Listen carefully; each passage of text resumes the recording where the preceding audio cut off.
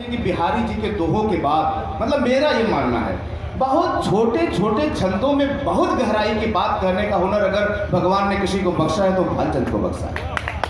और अपने पूरे नौकरी के दरमियान इनके तमाम, वो सबका प्यार पाना चाहता है, एक नया घर बनाना चाहता है, कुछ तो इज्जत आप भी बख्शिए उसको कि दुश्मन सर झुकाना चाहता है, रहे बसूल चुनने में सुमन चुनना। न जाने कितने इनके छंदों का प्रयोग मैंने अपनी नौकरी में किया, अपने सभाओं में किया।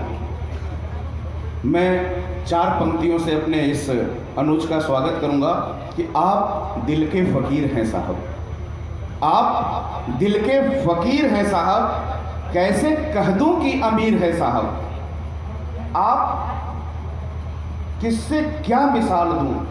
भाई अंजाम कोई दिक्कत हो तो आप नीचे जा सकते हैं, या आपके घर वाले थाना देश को बुलाना पड़ेगा। मंच की गरिमा है कि कोई कुछ बोल रहा है, आपको बताने की जरूरत नहीं। आप दिल के फकीर हैं साहब, कैसे कह दूं कि अमीर हैं साहब, आप किससे, आपकी किससे क्या मिसाल दूं, सच है कि आप बेनज़ीर हैं साहब। खुद पे 4 लाइनें दे दूं, ये दोनों माइक ऐसे पढ़ रहे हैं कि ठीक मेरे लिखे अक्षरों पे ही जा रहा है। मैं लोगों से मुलाकातों के लम्हे याद रखता हूँ, मैं लोगों से मुलाकातों के लम्हे याद रखता हूँ, बातें भूल भी जाऊँ तो लहजे याद रखता हूँ। सरेआम मुझ पर जिनकी निगाहें पड़ती हैं, उन निगाहों के जरिए मैं उनके चेहरे याद रखता हूँ। चूंकि मैंने बताया था कि एक फल को देख के एक फल रंग बदलता है, तो यहाँ इतने संचालक बैठे हैं कि मेरा संचालन वाला भी मतलब वो अंदर से उफान मार रहा है। तो मेरे पास 2 श्रेष्ठ कवियत्रियाँ हैं जो मेरे अपने से, अपनी साइड यानी प्रशासन की साइड से, यानी नौकरीशुदा है। तो मैं उसमें से एक को डॉक्टर हिना नाज, जो मेरे सहायक बचत अधिकारी है, मैं उसको आवाज़ दूंगा कि वो अपने, इससे पहले कि एक बार जब आप लोग पीक पे पहुंचा देंगे तो हमारे लोगों को तो जगह वहाँ मिलनी नहीं है, तो मैं ये प्रशासनिक गुंडई करके ही हटूंगा यहाँ से, अपने लोगों को बुला के पढ़ा के और तभी हटूंगा। तो एक से मुझे डर है, एक तो कप्तान साहब, उनके तो ताली आप डर के बारे में बजाएं। अब ये हमारे फुटकर वाले, उसके बाद बेवफा के शहर में कोई बावफा मिलता नहीं। मैं डॉक्टर हिना को बुलाऊंगा 4 पंक्तियों से। बेवफा के शहर में कोई बावफा मिलता नहीं, ढूंढता हूँ उसको मैं जिसका पता मिलता नहीं, बन के एक ख्वाब तेरे सीने में समा जाता, मगर क्या करे शहर का दरवाजा खुला मिलता है। डॉक्टर हिना।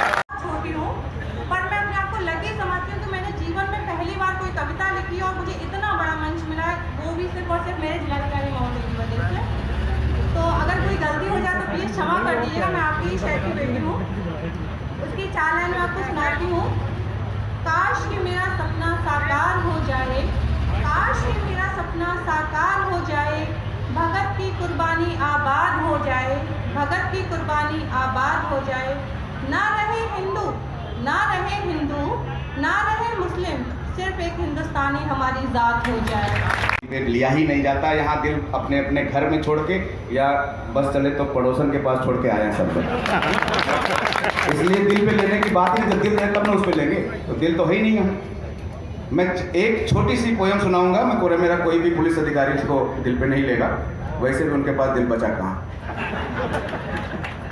एक बार एक पुलिसिया निवृत्त हो रहा था स्नान से कि इधर उसकी बीबी ने बड़े ही इत्मीनान से पुलिसिये के जेब से कुछ नोट छटक लिया, आंचल में सटक लिया कि नहा कर लौटते पुलिसिये की बीबी ने रंगे हाथ पकड़ लिया। एक बार फिर दृश्य पर नजर डाली। एक बार एक पुलिसिया निवृत्त हो रहा था स्नान से कि इधर उसकी बीबी ने बड़े ही इत्मीनान से पुलिसिये के जेब से कुछ नोट झटक लिया, आंचल में जकड़ लिया कि नहा कर लौटते पुलिसिये ने रंगे हाथ पकड़ लिया। मुस्कुरा के बोला, हाँ, भूल ही गई कि मैं अमृत हूँ तो विष भी हूँ, मैं पति हूँ तो पुलिस भी हूँ, अगर तुम्हें प्यार कर सकता हूँ तो अभी चोरी की धारा में गिरफ्तार भी कर सकता हूँ। बीवी भी थी उसकी नहले पे दहला, बीबी बीती उसकी नहले पे दहला, चुराए गए नोटों में से ही 500 का एक नोट निकाला रुपहला, मुट्ठी में दबा के बोला, अरे यार जो देखा सुना अपने में हजम करो, ये लो अपना हिस्सा, मामला यही खत्म।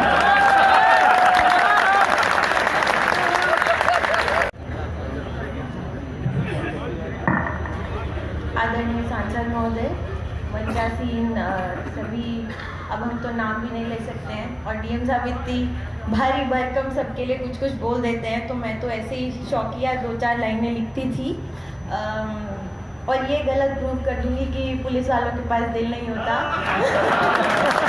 पहले मैंने सोचा बहुत कि ये बोला जाए कि ना बोला जाए, क्योंकि काफ़ी मेरे दिल के क्लोज एक पोएम कभी लिखी थी, और लहजे को माफ़ करिए क्योंकि बहुत पोएम टाइप नहीं है, मैं कवि अभी नहीं हूँ, दिल से लिखा गया था।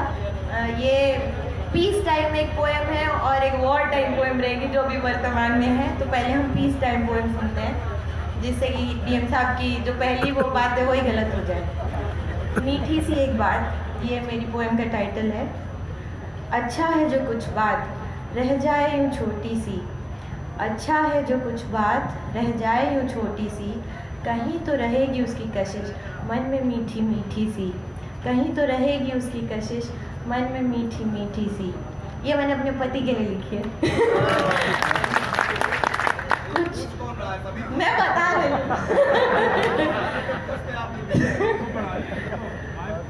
कुछ बोला ना तुमने ना कह पाए हम भी, कुछ बोला ना तुमने ना कह पाए हम भी, पर बात हो गई दोनों के मन में ही, दोनों के मन में ही। सोचा ना था मैंने कभी होगा कुछ ऐसा भी, सोचा ना था मैंने कभी होगा कुछ ऐसा भी, इजहार हो जाएगा बिन बोले कुछ भी, बिन बोले कुछ भी। सोचते हैं कि कहना है ये आपसे, सोचते हैं कि कहना है ये आपसे, पर बात वो मन में ही रह जाती है, पर बात है कि ये मन में ही रह जाती है। वो तो अच्छा ही है, कुछ बात रह ही जाए मन में, कुछ कही सी कुछ अनकही सी, कहीं रहेगी कुछ मीठी सी, यूं ही मीठी मीठी सी, मन में मीठी मीठी सी। इसमें से मैंने 4-5 लाइनें कम कर दी है क्योंकि वो बहुत वैसी थी। अब एक ये जो अभी वर्तमान वाली फीलिंग है, कुछ दिन पहले मैं बैठी हुई थी कि कुछ महसूस करने का समय नहीं मिल पा रहा। ऐसा लगता है कि उठे पूरा दिन रगड़ते गए और जाके आंख बंद हो गई। मतलब समझ नहीं आता कि आदमी, ये मुझे लगता है ये प्रशासन के सभी लोग फील करते होंगे। अब मैंने जैसी भी अपनी कविता में लिखा है, आई होप कि सभी लोग इसको कहीं ना कहीं फील करते होंगे, और मेरे सभी पुलिस वाले शायद इसको फील करते होंगे। शायद हमारी आत्मा की आवाज़ है ये। कुछ सोचने और महसूस करने का समय मिल जाता तो क्या बात होती, कुछ सोचने और महसूस करने का समय मिल जाता तो क्या बात होती, कुछ कहने लिखने मंथन करने को ही मिल जाता तो क्या बात होती। जैसे कि जीवन एक रेल बन गया हो, जैसे कि जीवन एक रेल बन गया हो, जहाँ रुकते तो हैं पर पैसेंजर की इतनी भीड़ है मानो रुकना चलने से ज़्यादा कष्टदायक हो। इस नौकरी में चलने का जो एक आनंद है, पर रुक न पाने से एक कश्मकश भी है।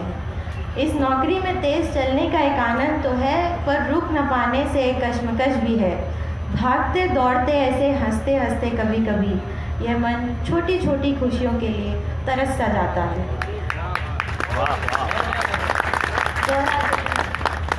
भागते दौड़ते ऐसे हंसते हुए कभी कभी यह मन छोटी छोटी खुशियों के लिए तरस सा जाता है।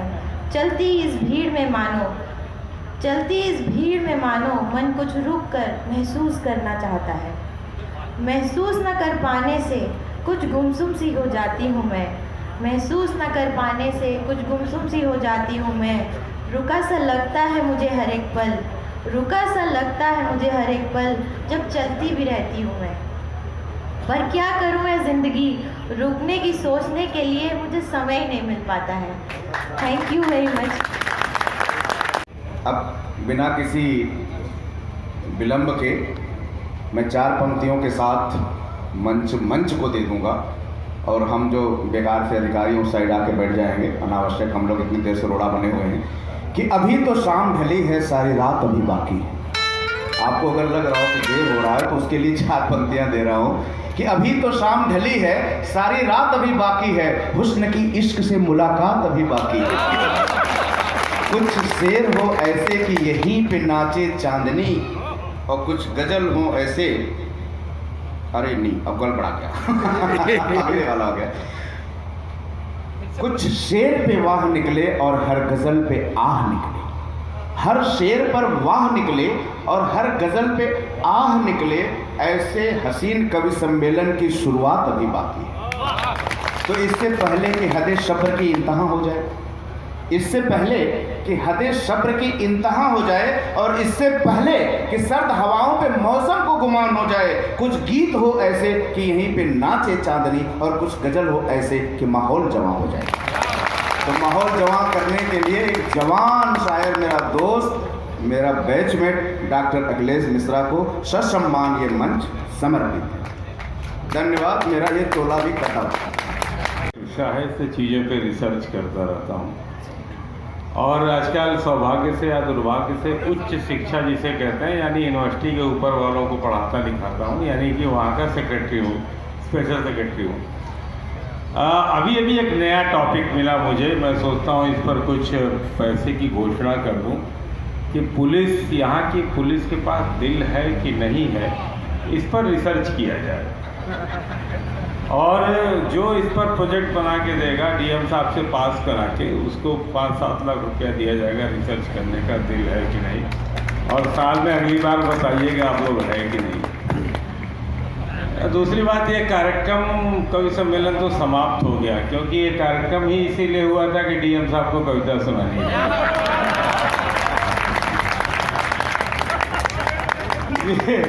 ये मेरा व्यक्तिगत अनुभव है। एक जिले का, मैं जब जिलाधिकारी था तो जिलाधिकारी होने के पहले कवि था, जिलाधिकारी वाला काम तो साइड में किया करता था। कुछ दिन बाद मुझे पता चला कि मेरा एसडीएम भी कवि हो गया, वो भी कविता सुनाने लगा। आप कहेंगे तो मैं नाम बता दूंगा, सब इसमें बड़े बड़े कवि हैं। उसके बाद एक डीएम थी वंदना, वो भी कवि हो गई, तहसीलदार भी कवि हो गए, 2-3 पीस थे। यहाँ तो छोड़िए, लेखपाल लोकपाल सब कवि हो गए। मेरा अर्दली ने मुझे कविता सुनाने लगा। जिस दिन से मेरे अर्दली ने मुझे कविता सुनाई, उस दिन लगा कि मेरा समय पूरा हो गया। और सर ये आपसे तो सर मेरा बहुत पुराना, आपकी डांट मेरे पास पड़ी रहती है। आपको पता है कि कविता हमारे कितने काम आती है। जब शांति सम्मेलन होता है ईद और होली का, थाने पे किसी शायर ने लिखा कि शहरों शहरों खूरेजी में इंसानों का नाम न लो, इस साजिश में शामिल कोई इंसान भी हो सकता है। तो जब उस इंसानों की जब शांति सभा बनती है जिसमें बढ़िया बढ़िया थाने में खाने पीने को मिलता है, तो अगर डीएम एसपी साहब शायर हो जाते हैं तो उस इलाके में दंगा नहीं होता फिर। तो हम वहाँ शायरी खूब करते हैं, बहुत से हमारे डीएम एसपी तो वहीं से शायर बन जाते हैं। तो देश पे और इस जनपद पे खतरा मंडरा रहा है। डीएम साहब जब तक यहाँ रहेंगे पता नहीं कितने शायर निकल आएंगे। अगली बार श्रोता यहाँ बैठेंगे और सुनाने वाले उधर बैठेंगे। जोरदार अपने लिए ताली बजाइए। मैं कोई भाषण देने नहीं आया हूँ, मैं संचालन करने भी नहीं आया हूँ, पर जिलाधिकारी मेरे बड़े परम मित्र हैं। अभी आप इनके बारे में बहुत कम जानते हो, अभी तो थोड़ा सा जाने हो। इनके बारे में यदि आप इनको अनाउंसर कहेंगे तो इनके अंदर का धार्मिक व्यक्ति जो है वो गुस्सा हो जाता है। इनको आप प्रवक्ता कह दोगे तो इनके अंदर का गायक गुस्सा हो जाता है। इनको आप गायक कह दोगे तो इनके अंदर का कहानीकार गुस्सा हो जाता है। इनको आप कुछ भी कहोगे तो उनका दूसरा गुण गुस्सा हो जाता है। एक दिन दुर्भाग्य से मुझे लंबी यात्रा करनी थी, तो मैं इनका प्रवचन सुन रहा था। संत जी बैठे थे, मुझे याद नहीं, और मैं पूरी उनकी कथा सुन गया जब इन्होंने कैकेयी और मंथरा के मंदिर बनाने की बात की। आजकल ये सब बातें नहीं करना चाहिए, बहुत हवा की तरह उड़ जाती है, इसलिए मैं भी नहीं करूँगा। लेकिन वास्तव में अद्भुत वो प्रवचन था। यदि आप लोगों ने नहीं सुना है तो जिलाधिकारी का वो अंशर जरूर सुनिए, जिन्होंने बड़े तार्किक तरीके से, और प्यार से बेचारे बैठे थे वहाँ पे, बड़े तार्किक तरीके से सिद्ध कर दिया कि मंथरा और कैकेयी का कोई दोष नहीं था। यदि मंथरा और कैकेयी न होती तो राम सिर्फ राजा के बेटे रह जाते, राम न होते। मैं थोड़ी सी व्यक्तिगत बात कर लूँ। मंच पे जो लोग बैठे हैं, मैं इनका जीवन भर रेडी रहूँगा। डॉक्टर हरिओम पवार अगर किसी को डांट भी दें तो वो बहुत बड़ा आशीर्वाद होता है, उसका जीता जाता उदाहरण मैं हूँ।